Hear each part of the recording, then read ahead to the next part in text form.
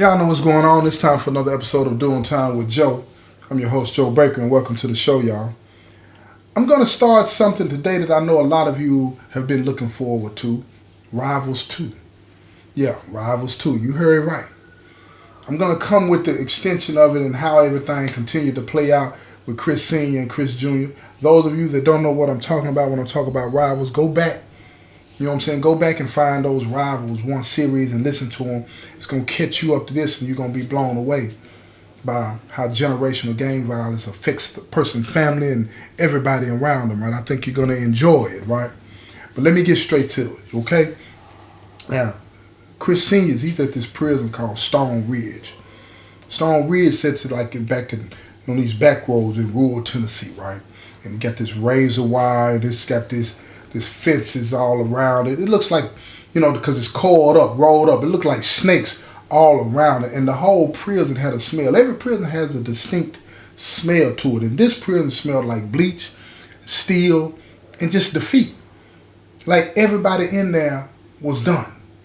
It had done something to their spirit, to their soul. And whatever it did, it came out of their skin and you could smell it.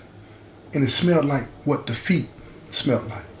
Now, inside cell 214, Chris Sr., he's in there most of the time. He had his shirt off. He got his eyes closed while he's wrapping up his hands with a torn bed sheet, and after he finished, he started bouncing on his feet. You know what I'm saying? And then he starts jabbing, jab, cross, hook, again, jab, cross, hook. You know what I'm saying? He's in there shadow boxing, y'all. Now, these motions, they wasn't just for his muscles, to keep his muscles tight. They were memory, like meditation. You know what I mean? And then it was a way for him to keep all of that stress off of him so he just wouldn't be clocking out. You got to have a routine when you're in the penitentiary. But when you on max, you got to do something to burn a lot more energy than what you would burn if you were in general population. Because it's a lot more intense. Because when you was like, once upon a time on the top of the pile. Imagine you're at the pinnacle of your life. You're doing the most you can do and you getting praised for it and everybody's looking at you. Even though Chris was getting it for the wrong reason, he the top of the pile, right? Now, even in the penitentiary, he the top of the pile. But now, he's not. See, doing time, it didn't just cage your body. It'll put your pride in solitary. It'll make you realize ain't nothing with you. Just like that. No matter who you are, it'll wrap its arms around you and hold you to the point to where you start to suffocate and you still can't get free. So he paused and he took a look around at the walls. And he did this often. In reality, it sucks. So he looked at this letter up on the wall that he had taped up on the wall with some toothpaste. We don't have tape. You got to get you some toothpaste out of your tube. Put it on the letter, stick it on the wall, and press it hard, and it'll dry real quick, and it'll stick. You feel me? But this letter, it had started to fade because he had read it over and over and over every day, and it's just sitting on the wall. And it was something to the effect like telling Junior that he was proud of him and all of that because he had seen, this young dude that came into the building that they were locked down in, and this one dude, he looked around, his eyes wide open, looking like a deer in the headlight, and he couldn't take it. Immediately, he checked in. He was afraid of everything, and he was letting Junior know he was proud of him for handling himself when he first came in. But he also wanted him to know that no matter what people out there were saying about the fight that they had, oh yeah, you're going to have to go back to Rivals 1 to find out what that fight was about. No matter what people were saying about the fight that they had, he wanted Chris Jr. to know that he was proud of him. Because that fight, it wasn't about weakness. It was a strategy. See, this strategy was for both crews, the gangsters and the lowers, so that they could have peace. Because if Chris Sr. and Chris Jr. don't go at each other, it's going to erupt all over the prison system. Prison to prison, it's going to be a problem. And he told him, he said, man, you ain't got to write back. Just know I still write you. Every week. Whether you burn them or tear them up or whatever the case may be, it don't matter. He told him, I'm still your father. Now, all of a sudden, you hear the usual sounds of prison. Toilet flushing and people all the way down there laughing or whatever they got going on. And then it gets quiet again. So Chris, he walked over to the bunk and he pulled a new sheet up from the paper and got it out of his manila envelope. Then he sat down and stretched his fingers and all this and that. And he grabbed a pencil and he started to write. He started to do what he had already done 327 times since that night of the fight. And every letter that he wrote to Junior started the same. He said, Junior. That's how every letter started. Every letter ended the same. Still your father. And the same thing happened after he sent the letters out. He got no response. Not once had Junior written him back to say anything about anything. Now his cellmate, Chris Sr.'s cellmate, is this stocky dude, short dude named Kalo. And he was laying on the top bunk. And he's watching, but when you're in a cell with somebody, you don't want to be just staring at them all the time. It gets weird. So he watching, but at the same time, the light was coming through the window. You know what I'm saying, of the cell. And you know how light, when it's shining through the window, you can look at that light and you can see the dust is swirling around in it and all this and that. See, it mesmerized Kalo, and he found himself doing it every day. It helped him meditate and focus, right? So while he was looking at that, you know what I'm saying, that dust swirling in the sunlight, he said, OG, why you keep writing it? Chris didn't even look up. He said back to him, he said, why you keep breathing? Kalo knew, you know what I'm saying, what he was trying to say. He just laughed and turned back over. Now Chris, he folded up the letter because he had just finished writing, tucked it in an envelope and sealed it. And he stared at it for a long time, almost trying to will something through this letter, through the words that he had written that would compel Chris Jr. to open it up. Then he pulled out a second piece of paper. It was Kesha's. You know what I'm saying? And before he started to write her, he sat down and he looked at a letter that she had written him. Now Kesha, that's Chris Jr.'s mama. She would write both of them, bouncing back between prison and prison, running around, and because she in and out of halfway houses too, and she'd keep them connected. You know what I'm saying? By writing both of them. And he scanned the last paragraph that she had written, and she was telling him, I'm moving out of this dump tomorrow. Found a spot down off Murdoch. Don't worry about me. I still got my regulars. Kesha was a prostitute. She said she's still holding it down the best she can. And she said, yeah, I still pray for both of my boys, even if y'all acting like you don't need me. Because things were tense. You understand? You got to look at the situation for what it was. And if you want to know details about it, go back to Rivals 1. Cool. So Chris, he sat down, the letter, and he's looking at it. It's almost like, when you on Max and you get a letter or you read the book, you want to escape through that. And you find yourself just staring at stuff like that for a long time. Then he got up and he looked out the bars. And then they start, the keys. He could hear the keys and distance and people shouting and all this and that. And he rose up and he whispered under his breath, don't break, Junior. Just be in if you got her. But don't break. Because even then, he understood that the challenges that he was going to face even under peace were going to be hard. They were going to be hard because even though they share the same blood, they shared scars too. And they had this shared truth that nobody else could really relate to. And the truth, it was coming. It was something that was going to change their lives and everybody around them forever. Now Kesha, she packing, getting ready to leave. So she dragged out this milk crate, you know what I'm saying, and drug it across the floor, you know what I mean, and where she was at with her new apartment, and she dropped it. And it wasn't nothing but ghosts in these boxes. Old memories. Everything that, you know what I'm saying, she had forgotten about, didn't know what it was. So when she wiped the sweat off her hands on the pen, she was tired, y'all. The kind of tired that lived in your bones. She had 3 jobs, 2 convictions, and 1 heart split down the middle between 2 men doing time. 2 men that she loved. And it had carved them lines on her face. So you know what it looked like when you've been worn out? That was Kesha. Her back was hurting. You know what I'm saying? For hauling all these boxes up and down these 3 flights of stairs.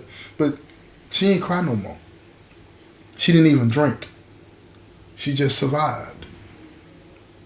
She opened up the box and it was labeled kitchen, fragile. But inside, it wasn't no silverware or plates. It was just a whole lot of old documents, stuffed envelopes and manila folders from a part of her life she never meant to revisit. But that's how life is.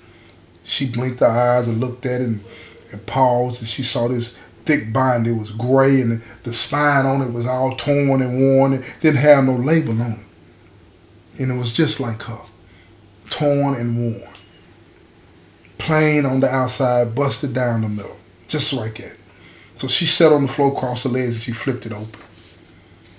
And the first few pages, it wasn't nothing special. Old work notes, phone numbers for Lord members that she hadn't spoke to in years, a couple of tricks who still owed her money, all kind of stuff, right? And she just kept fumbling through, but then she hit that third part of the book. It had a red tab on it with some red ink, and it was typed up meeting notes. And it said agenda. And it had an L on it. It said L Set Leaders Council. And that's the Lord. That's how they, you know what I'm saying, when they do the minutes of their meeting. Y'all didn't think they did that right. Gangsters, when they have a structure like gangsters and lords do, they keep the minutes of the meetings and they put that stuff away, right? Because you never know when you're going to need it. But it can also lead to your downfall too, right? And it said Leadership Council, July 18th, 6 p.m. Location undisclosed. And she flipped the pages a few more times and she saw some initials and coded call signs, and then she almost fell over because, you know what I'm saying, because she saw something that really flipped her out. And it said advance notice of retaliation attempt by the gangster leadership. And the intel, listen to me, y'all. The intel was provided by Valentine. She blinked at it and looked at it again and read it out loud. Valentine. Then her voice started to crack. She said the name again. And then she remembered. That was Chris Sr.'s father, Big Mike. That was his second in command. The one who rose to power after the ambush some 20 years ago. The same ambush, over 20 years ago actually. It was that same ambush that left Chris Sr.'s parents dead. Yeah. And it sparked a peace, though, that lasted for a long time. Held the streets hostage because you had some people wanting to retaliate, but you had a shift of leadership. And Valentine became that dude. So Kesha, she was flipping through reading, the adrenaline flowing, right? And she's seeing what she's seeing, but she don't want to believe what she's seeing. And she found like surveillance reports, intercepted, you know what I'm saying, gangster raps, a summary of the ambush. She saw it all. And this is what it said in there. Just simple code notes. It said both targets hit several times, died on the scene. The exit routes had been pre-blocked. No escape. The mission was a success. She put her hand up to her mouth like she was just out of breath and shocked us. She said, oh my God. They ain't get caught slipping like everybody thought. They got set up. Her eyes filled with tears, but it wasn't from grief. It was from rage, anger. All this time, Chris Sr. never knew. He never knew the truth about his parents, what really happened. She stood up, got the binder clutching it to her chest like it was a life jacket or something like that, right? And she knew that it was real. And then she's walking across the floorboard and it's creaking beneath her feet, and she said, I gotta tell them. I gotta tell them both. So she crossed the room and dropped to her knees by the heater. It hadn't worked since she moved in, but you know, the gap under the metal casing had a space in there, right?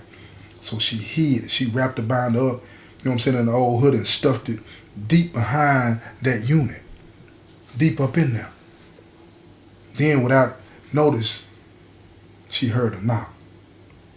She froze. Then it was another knock. It was harder though. Then she heard the voice, Kesha, open up. She crept over to the window. She peeked out through the crooked blinds. And it was Duke. There was this Lord. He's supposed to be an ex-Lord. You never know what was going on with them in any way. But dude, he heavy set, big fat dude. He had these big old hands and stuff like that. And he had two other ones beside him. They would lean like skinny, looking like they out there look like tweakers. That's what Kesha thought. She didn't move. So Duke said, we just want to talk. You know what I'm saying? This tone that was different though. You know when somebody say they just want to talk, but they got that tone like they own something else? That's what he sounded like. And then he said, we heard about you moving, and it stirred some interest in us and said, you got some old files we need, stuff that don't belong to you. She yelled back out. She said, I tossed all that. Ain't nothing in here. Then all of a sudden she heard the phone dial. Duke saying something. He called back. He said, she lying. She got something. Bring them. All of a sudden you hear the car engines rumbling. Kesha backed away from the door. It was 8 of them. They coming in. They coming hard. She saw all of them through the peephole. There was no time to run. She had no weapon. Her burner phone was sitting on the counter. She made a quick dash. She grabbed that thing. Boom! Kicked in the door. Kesha, we told you not to play with us. She screamed, but they surrounded her. It was too late. Bam! Next thing you know, she hit the ground. She was crawling, blinded from all the blood. She's trying to make her way toward the kitchen. One eye was swollen shut already, just that fast. She fumbled for her phone, hands shaking. She dialed 911. And the emergency service came over the phone. And the phone hit the floor. The call was still activated. Kesha's body lay there slumped. She barely breathing. Her last thought before she passed out, hide the truth. Protect my boys. Now, I need you to flash a little bit. Just try to keep up with me now, a little bit. Keep up with me, because now we're in the ICU, y'all. Vanderhill Regional Hospital. It's about an hour ride from Stone Ridge Correctional Facility. About 1 hour. Now, it was rare, damn near unheard of for 2 inmates from the same situation, you know what I'm saying, like they were, in different crews, same bloodline, to be approved for a joint hospital visit. Never happens, y'all. But see, the warden was trying to manipulate and take advantage of this situation and use it to his advantage and allow them to see each other, hoping that this would create some kind of foundation and groundwork for a reconciliation. You know what I mean? It wasn't a favor. It was strategy on the warden's part, and they were under heavy guard. But the doctor, you know, he had told the prison chaplain she might not make it.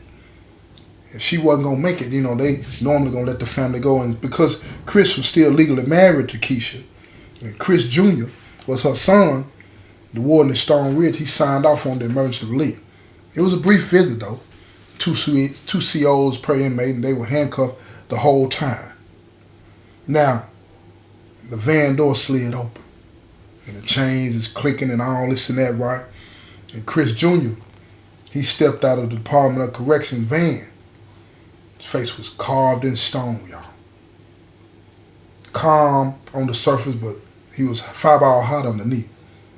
The cold cuffs, you know what I'm saying, they bit into his wrist, but he didn't flinch. He didn't flinch at all. And Chris Jr., he followed behind him. He was taller than before, thinner, you know what I'm saying, around the face, but he had put on about a few pounds, you know what I'm saying, all them years on the weight pile, and he had a lot of hate in his heart, but his eyes weren't the same. If you want to know how this continues to play out, you're going to have to tune in to the next episode. This has been another episode of Doing Time with Joe. I'm your host, Joe Baker, and I say peace, y'all.